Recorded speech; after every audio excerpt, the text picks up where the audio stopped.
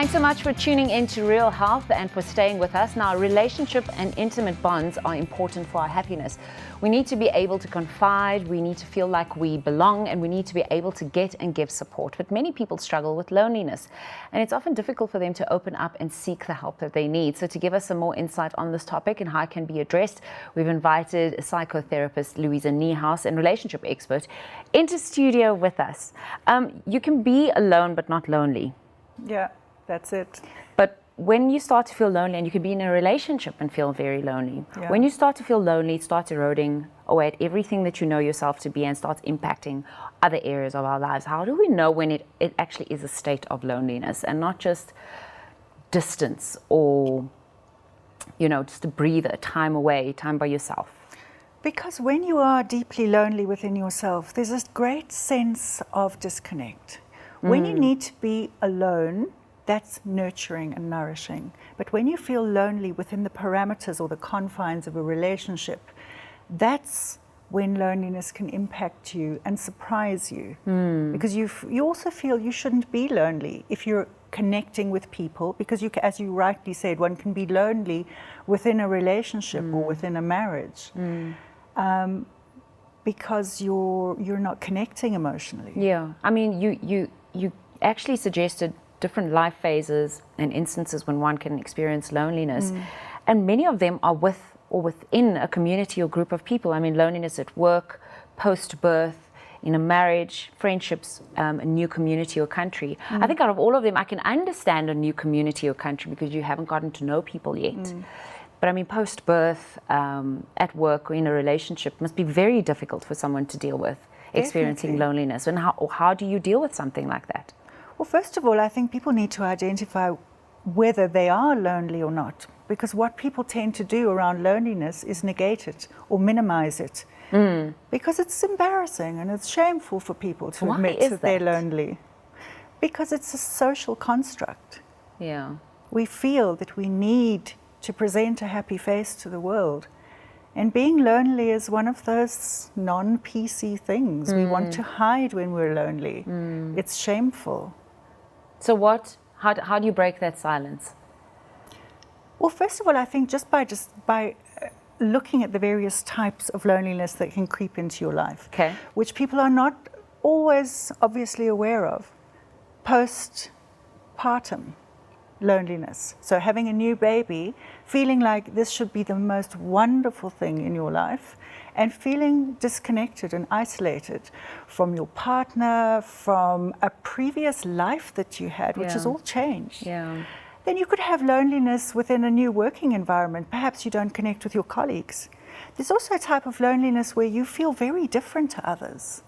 So unusual or eclectic people who feel that they haven't found their tribe. Elderly people whose children don't connect with them that often, who have lost a lot of friends.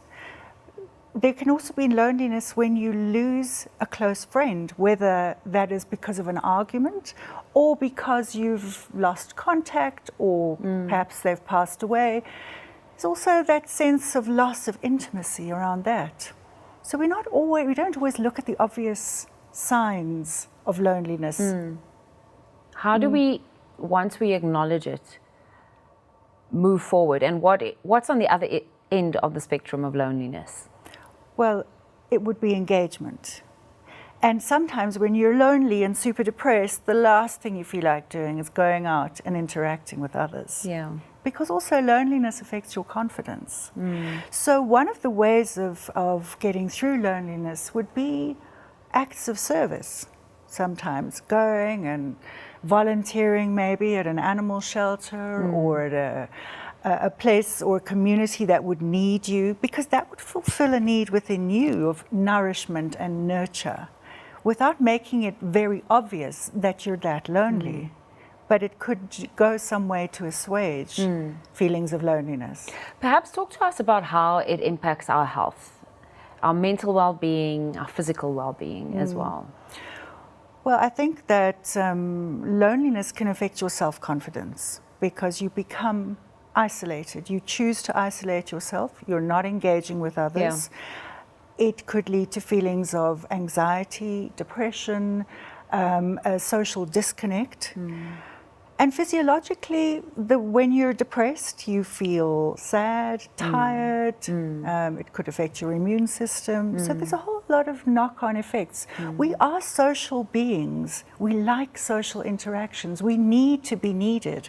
And I think it's part of who we are as a human race. Yeah. So how do you encourage your patients, your clients, to break out of that loneliness cycle? Besides the volunteering, is it a daily piece of homework, a task, an assignment, speak to someone new, engage with someone, from your past that maybe you've been thinking about them and you haven't reached out? What type of practical measures do you implement? The thing is, with loneliness, we must remember that there's never going to be a big white knight or savior that's going to come in and say, I've seen that you're lonely. I've noticed your loneliness. I'm coming to save you. You have to take the steps to get out. Smile at people in your everyday interactions. Make small talk. Chat to your neighbors. Open yourself up to be just a little bit more accessible, because also when you're feeling lonely, you become closed off. Your body language and is people closed. pick up on that. Yes, of course they do. And nobody wants to talk to you because maybe you're unapproachable. So open yourself up to engagement. That's the first step. Yeah. What do you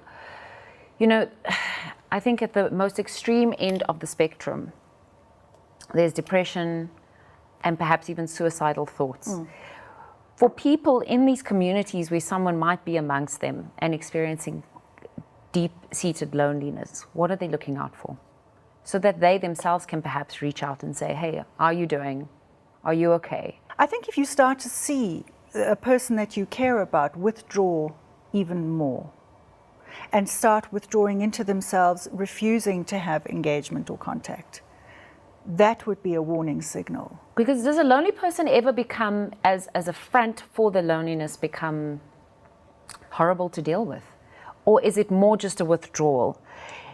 Do they project other feelings to push people away from them? Or is it just a receding into oneself? I suppose you can think of a stereotypical grumpy old man or grumpy old woman. Yeah. And nobody wants to talk to them. And you because definitely don't want to so reach out rude. to them. No, exactly. And children don't want to talk to that man or woman because they're so scary. Yeah. And they may have isolated themselves, and it becomes a self-perpetuating cycle. Yes, and a coping mechanism. And they know that that's what will keep people away from them. So, I suppose, is there a way to break through to those type of people? I think it's easier to reach someone who perhaps has just receded a little bit. Well, I think also we need to take ownership of ourselves and our behavior. Yeah. So if we get a lot of feedback from others that mirrors our grumpiness or our rattiness or our bad behavior, we need to take ownership of that and say, perhaps I need to be a little bit kinder to people, and people will be a little bit kinder and more receptive to me. So there is an element of self-responsibility in this too. So the solution starts from within. Yes, you will know if you're lonely. Listening to this program, you will identify with some of the things that you and I are talking about. Yeah. And it's up to you to take some action, to integrate yourself. Another area of loneliness that I see in youngsters and people who use social media a lot is social media loneliness. Because they're following, or they're being followed by so many people, and those people start to drop off, or there's a bit of trolling going on. Yeah. And it really, really leads to a sense of isolation. If that's the only way that you're getting nurtured in a social aspect is through social media, because it's so facile. There's nothing real about it. Go out in the world and try and make real friends. Don't rely on your friends only on social media. That human contact. You need human contact. We're social beings.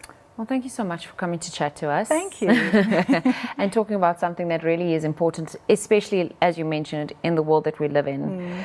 We're more connected than ever, but we seem to be losing quality connections as well. Thank you, Louisa.